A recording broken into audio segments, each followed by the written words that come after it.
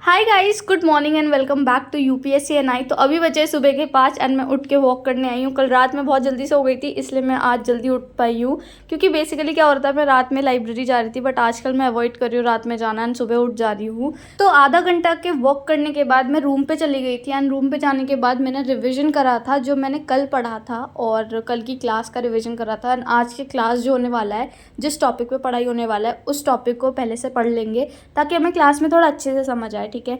और उसके बाद फिर हमें आज जाना है मंदिर। मैं गाइस रिकॉर्ड नहीं कर पाई क्योंकि मेरा फ़ोन डेड हो गया था। तो अभी मैं रेडी हो गई हूँ एंड मंदिर जाना है। आज मैं मंदिर जा रही हूँ क्योंकि आज सावन का फर्स्ट डे है। तो चलिए चलते हैं मंदिर, एंड उससे पहले हम घर पे पहले आरती कर लेते हैं।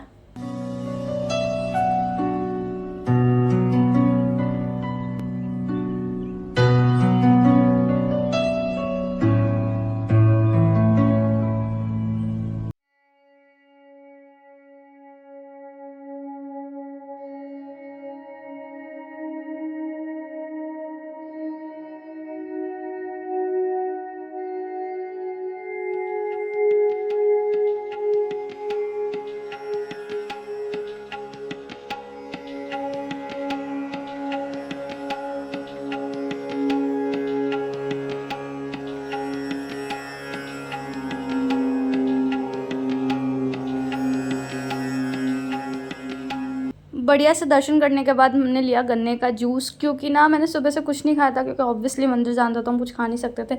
तो मुझे बहुत ज़्यादा डिहाइड्रेशन हो गई थी एंड आज धूप भी इतना ज़्यादा था। तो पहले मैंने गन्ने का जूस पिया एंड घर पे मुझे आके भूख लग रही थी, तो मैंने बना लिया ये अपने लिए सत्तू। एंड अब हम इसे पियेंगे एंड फिर पढ़ने बैठेंगे। लेकिन ये थोड़ा पतला बन गया था तो इसमें मैंने थोड़ा और सत्तू डाला।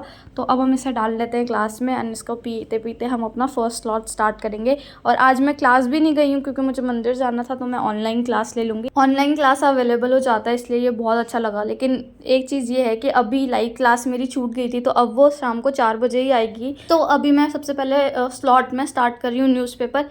एंड आज का रिवीजन जो था वो मैं जब वॉक करके आई थी तो मैंने कर लिया था, बट वो मैं रिकॉर्ड नहीं कर पाई थी क्योंकि बैटरी ख़त्म हो गया था फ़ोन का, और मेरे पास कैमरा है नहीं, एक ही फ़ोन है।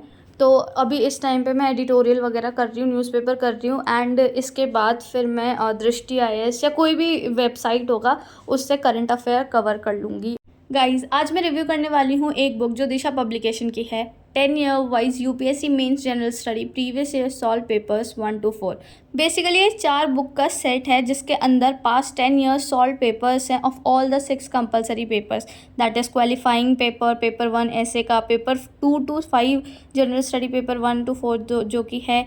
एंड इसके अंदर 5 मॉक टेस्ट भी है जो कि जीएस मेंस पेपर 1 to 4 से रिलेटेड है। एंड ये कॉम्बो सेट थॉरली रिवाइज्ड है एंड अपडेटेड एडिशन पे है। एंड इसके अंदर बहुत सारे टिप्स हैं, ट्रिक्स हैं एंड शॉर्टकट्स वगैरह दिया हुआ है। अच्छी चीज़ मुझे ये लगी कि हर एक क्वेश्चन का सॉल्यूशन जो है वो स्ट्रिक्टली यूपीएससी के रिक्वायरमेंट के अकॉर्डिंग है, वर्ड लिमिट से लेके एवरीथिंग। बुक 1 जो है वो इंग्लिश का है, दैट इज क्वालिफाइंग पेपर जो है। एंड इसके अंदर कॉम्प्रहेंशंस, एसे, ग्रामर के एक्सरसाइजेज है। बुक 2 जो है वो पेपर 1 दैट इज एसे है, एंड इसके अंदर टोटल 76 एसे है एंड वो भी वर्ड लिमिट्स में।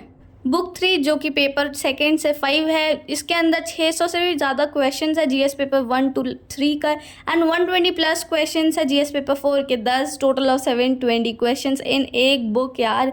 एंड बुक 4 जो है इसके अंदर 5 मॉक टेस्ट आता है फॉर जीएस पेपर 1 to 4 जो कि लेटेस्ट पैटर्न पे बना हुआ है पूरा। इन बुक्स के एक एक सॉल्यूशन को थॉरली रिसर्च किया हुआ है बिना किसी एरर के।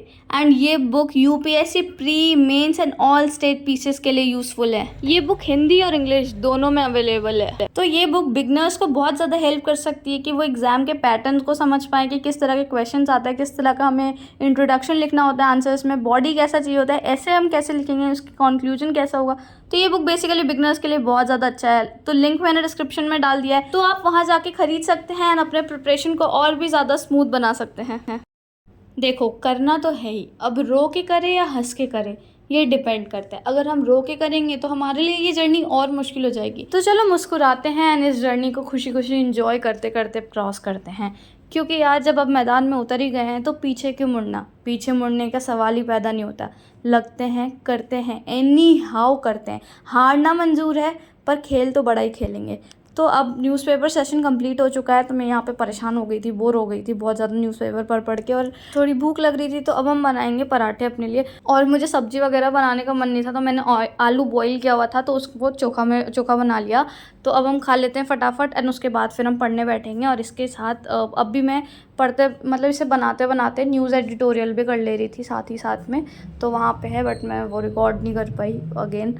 तो अब ये थोड़ा जल गया था, तो इसको साइड कर देते हैं एंड अब खाते हैं, क्योंकि मुझे बहुत तेज़ की भूख लग रही है।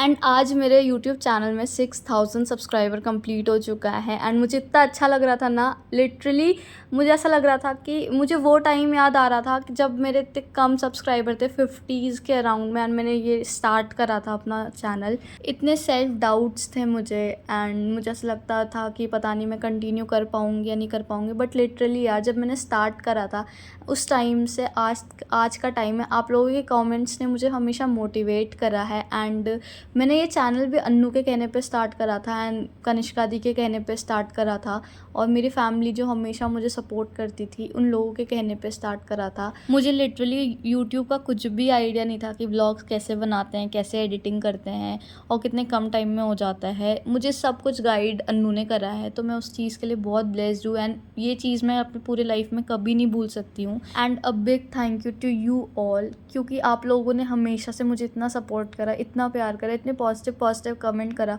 कभी मैं ऐसे डिमोटिवेट भी होती थी, या मुझे ऐसा लगता था कि अब नहीं हो पा रहा है, तो मैं आपके कमेंट से मुझे ऐसा लाइवली फील होता था, और मुझे लगता था कि इतने सारे लोग मुझ पर ट्रस्ट कर रहे हैं, तो मैं क्यों नहीं कर सकती हूँ, मैं करूँगी।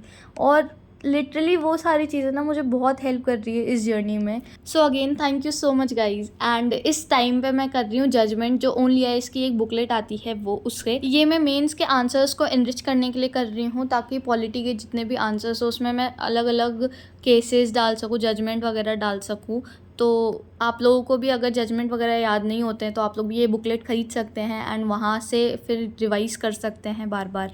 जो बिगनर्स हैं, अभी प्रिपरेशन स्टार्ट कर रखा है एंड 2024 में अटेम्प्ट है, तो उनको मैं ये बोल रही हूँ कि जुलाई से लेके दिसंबर तक में अपना पूरा मेन सिलेबस कंप्लीट कर दो, with answer writing, with all the revision, जितना भी है, ताकि आप जनवरी से अच्छे से पेपर में लग जाओ प्रीलिम्स के लिए। एंड जून से लेके दिसंबर तक का जो टाइम पीरियड है, यही डिसाइड करेगा कि हमारा नाम लिस्ट में है या नहीं। तो हाथ धो के नहीं, नहा धो के लग जाओ अपने गोल के पीछे, और अभी टाइम है, ये 5-6 महीने का टाइम है, हो जाएगा आराम से, बिना टेंशन लिए कर लो। एंड मैं करती हूँ इस वीडियो को यहाँ पे and. Thank you so much for watching this video. I hope आपको वीडियो पसंद आया हो। पसंद आया है तो लाइक और सब्सक्राइब करके जाना, और मिलते हैं नेक्स्ट व्लॉग में। Bye bye.